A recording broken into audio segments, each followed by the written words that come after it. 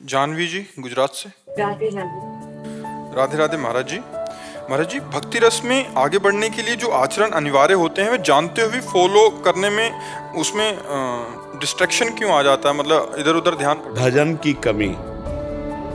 जानकारी सबको है लेकिन उसका प्रयोग वही कर सकता है जो भजनानंदी है। अगर भजन बल नहीं है तो जानकारी तुम्हारी 2 मिनट में एक तरफ रख जाएगी और जो आचरण मन इंद्रिय वेग के द्वारा कराना चाहते वो करवा लेंगे। और जब भजन बल है ना तो जैसे ब्रेक अच्छी हो तो जहाँ चाहो वहां मार दो है। अब ब्रेक है नहीं तो फिर एक्सीडेंट तो हो ही जाएगा। नाम बल, भजन बल, बारी मथे घृत होए बरु, शिकताते बरु तेल, बिनु हरि भजन न भव तरिय, यह सिद्धांत अपेल। जिनको राम कहना नहीं आता था वो मरा मरा कह करके इंद्रिय विजेता ब्रह्म ऋषि हो गए और भगवान के लीला चरित्र का संस्कृत से गान किया। मरा मरा और संस्कृत से गान किया। देख लो रामचरितमानस जो पूर्व है वो संस्कृत से है, महर्षि के द्वारा गाई हुई है। महर्षि बना दिया नाम ने।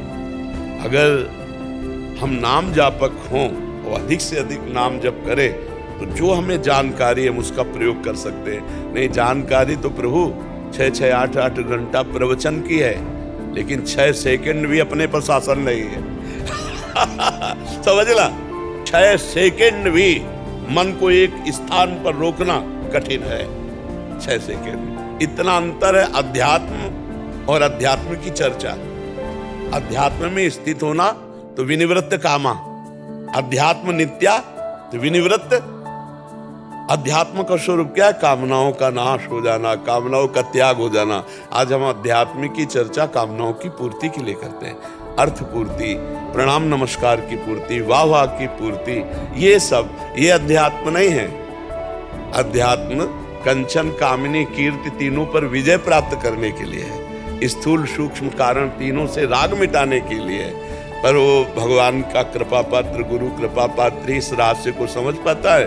नहीं, वो भी अपने को आध्यात्मिक समझता है। आध्यात्मिक समझते हुए अपनी वासनाओं का पोषण करता रहता है और अपने को आध्यात्मिक समझता है। और अध्यात्म दूसरी बात है। अध्यात्म है जितना अनात्म है उसका त्याग कर अध्यात्म में स्थित होला। अध्यात्म की चर्चा करके अनात्म वस्तुओं की चाह रखना अज्ञान ही तो है, अज्ञान ही है। और हम अपने को समझते ज्ञानी हैं। तो यही भ्रम मिटाने के लिए भजन है। भगवान का जो मार्ग है वो एक अलग मार्ग है। वो ये सब बाजार से एक अलग चीज है। भगवान बाजारू चीज नहीं है। रुपया पैसा जितनी तुम्हारी कमाई है उससे भगवान मिलने वाले नहीं तो खरीद लेते लोग ना भगवान को। पदाधिकारी भगवान को खरीद लेते, धनी मानी लोग भगवान को खरीद लेते। भगवान की सृष्टि में मृत्यु लोक में एक पर्वत है सुमेरु, 4 लाख योजन का है। उनको तुम किलो 2 किलो मन 2 मन सोना दे के क्या खरीदोगे यार? उनके तो पर्वत ऐसे हैं इसी भूमंडल पर। फिर तो अनंत ब्रह्मांड है। दिखरावा माते तीन अद्भुत रूप प्रचंड, रोम रोम प्रति लागे कोटि कोटि ब्रह्मांड। उनको अगर पकड़ना है एकमात्र उपाय है भजन।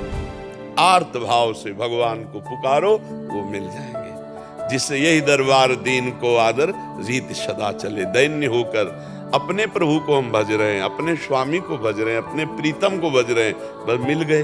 भजन के बिना जितनी जानकारी सब मिथ्या है, वो प्रयोग में नहीं आएगी तो मिथ्या है। बंदूक है और गोली न चले बेकार है, मतलब टांगे घूमे रहो बेमतलब।